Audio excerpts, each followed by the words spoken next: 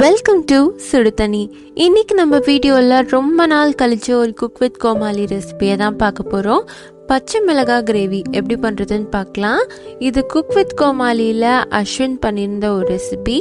கண்டிப்பாக நீங்களும் வீட்டில் ட்ரை பண்ணி பாருங்கள். இதோட இன்க்ரீடியன்ஸை நான் டிஸ்கிரிப்ஷன் பாக்ஸில் கொடுக்குறேன். இப்போ வாங்க சேர்ந்து சமைக்கலாம். ஒரு கடாயில் 1 டீஸ்பூன் கடலைப்பருப்பு சேர்த்துக்கோங்க. 1 டீஸ்பூன் உளுத்தம்பருப்பு சேர்த்துக்கலாம். 1/4 டீஸ்பூன் வெந்தயம். இது எல்லாத்தையும் சேர்த்துட்டு நல்லா வறுத்துருங்க. சிம்லே வச்சு நல்லா வாசம் வர அளவுக்கு இதை வறுத்துக்கலாம். வறுத்ததுக்கு அப்புறமா இதை நல்லா ஆற வச்சுட்டு அரைச்சிக்கோங்க. நல்லா பவுடராக இதை அரைச்சிட்டு இதை தனியாக வச்சுக்கலாம். அடுத்து இதே கடாயில் 1 டேபிள் ஸ்பூன் எண்ணெய் சேர்த்துக்கோங்க. எண்ணெய் நல்லா சூடானதுக்கப்புறமா இதில் ஒரு 8லேருந்து 10 பச்சை மிளகாவை இந்த மாதிரி கீறி விட்டுட்டு இதில் சேர்த்துக்கோங்க. பச்சை மிளகாயோட காரத்துக்கு ஏற்ற மாதிரி நீங்கள் கூட்டவோ குறைக்கவோ செஞ்சுக்கலாம்.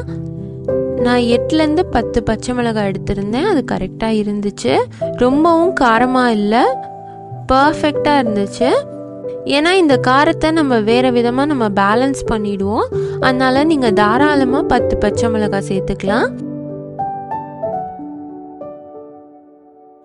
பச்சை மிளகாயை எண்ணெயில் சேர்த்து கொஞ்ச நேரம் வதக்கும் போது இது லைட்டாக தெரிக்கும். அதனால் கேர்ஃபுல்லாக வதக்கிக்கோங்க. இதோட தோல்லாம் லைட்டாக சுருங்கும், ஒயிட்டாக ஆகும். அந்த அளவுக்கு இதை வதக்கிடுங்க.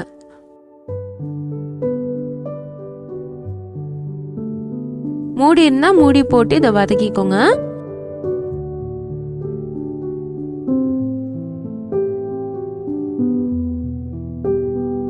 பாருங்க, தோல்லாம் நல்லா ஒயிட் ஆயிடுச்சு. அடுத்து இதில் ஒரு லெமன் சைஸ் புளியை கரைச்சி வச்சுருக்கேன். அந்த தண்ணியை இதில் சேர்த்துக்கிறேன்.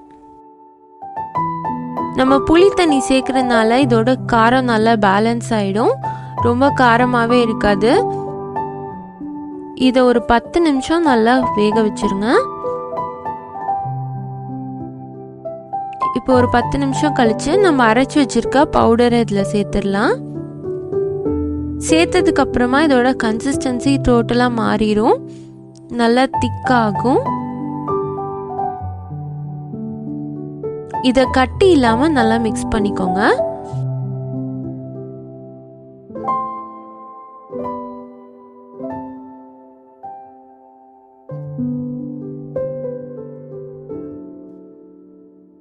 இதுக்கு தேவையான அளவு தண்ணி சேர்த்துக்கலாம். நான் 1/2 கப் சேர்க்குறேன்.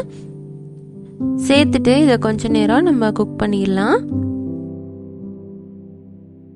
நீங்கள் கன்சிஸ்டன்சியாக எப்படி வேணாலும் அட்ஜஸ்ட் பண்ணிக்கலாம். உங்களுக்கு தண்ணியாக வேணும்னா தண்ணியாக யூஸ் பண்ணலாம். இல்லை கொஞ்சம் கிரேவி மாதிரி வேணும்னா கொஞ்ச நேரம் இதை குக் பண்ணிட்டு அதுக்கப்புறம் நீங்கள் யூஸ் பண்ணிக்கலாம். இப்போ இதில் 1/2 டீஸ்பூன் மஞ்சள் தூள் சேர்த்துக்கோங்க. 1/2 டீஸ்பூன் உப்பு சேர்த்துக்கலாம். சேர்த்துட்டு இதை நல்லா மிக்ஸ் பண்ணிவிட்டு ஒரு 5 நிமிஷம் இதை மூடி வச்சு நம்ம குக் பண்ணலாம்.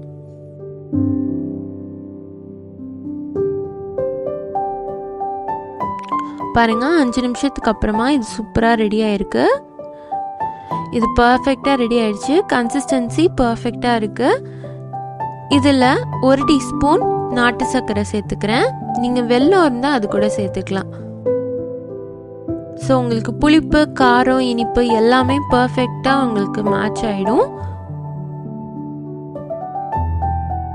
எதுவுமே ஜாஸ்தியாக தெரியாது. அதுக்காக பேலன்ஸ் பண்ணுறதுக்காக இது நம்ம சேர்க்குறோம். இது ரெடியாக இருக்குது. அடுத்து நம்ம தாளிச்சிடலாம். இன்னொரு பேனில் 1 டீஸ்பூன் எண்ணெய் சேர்த்துக்கோங்க. அதில் 1/2 டீஸ்பூன் கடுகு, 1/2 டீஸ்பூன் கடலைப்பருப்பு, 1/2 டீஸ்பூன் சீரகம், 1/2 டீஸ்பூன் உளுத்தம்பருப்பு எல்லாத்தையும் சேர்த்துட்டு கொஞ்சமாக பெருங்காயத்தூள் சேர்த்துக்கோங்க. இது நல்லா பொரியணும்.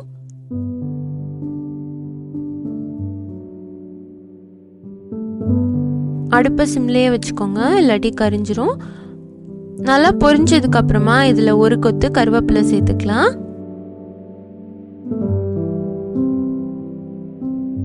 ஒரு தடவை நல்லா தாளிச்சிட்டு இதை நம்ம செஞ்சு வச்சிருக்க கிரேவியில் சேர்த்துக்கலாம்.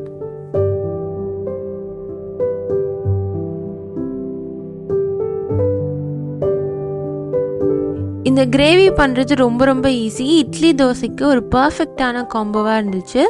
இதை சாதத்துக்கெலாம் சாப்பிட முடியாது, டிஃபன் ஐட்டம்க்கு ஒரு பர்ஃபெக்டான ஒரு ரெசிபி.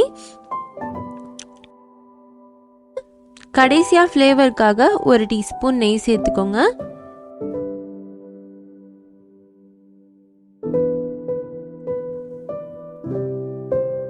இது சாதத்தை விட இட்லி தோசைக்கு தான் ரொம்பவே நல்லாயிருக்கும். இது ஒரு கிச்சடி மாதிரி. நீங்கள் கத்திரிக்காய் தக்காளி கிச்சடிலாம் பண்ணியிருந்தீங்கன்னா இது அந்த ஃப்ளேவரில் இருந்தது. ஸோ அதை எப்படி நம்ம இட்லி தோசைக்கு சாப்பிடுவோமோ அதே மாதிரி இதையும் அதுக்கு தான் சாப்பிட முடியும். நம்மளோட பொள்ளாச்சி பச்சை மிளகாய் கிரேவி சூப்பராக ரெடி ஆயிடுச்சு. இது பண்ணுறது ரொம்ப ஈஸியான ஒரு, நீங்களும் கண்டிப்பாக வீட்டில் ட்ரை பண்ணி பாருங்கள். இந்த ரெசிபி எப்படி வந்துச்சுன்னு கமெண்ட்ஸில் சொல்லுங்கள். இந்த வீடியோ உங்களுக்கு பிடிச்சிருந்தா லைக் பண்ணுங்கள், சுடு தண்ணி சேனலை சப்ஸ்கிரைப் பண்ணுங்கள். தேங்க்யூ.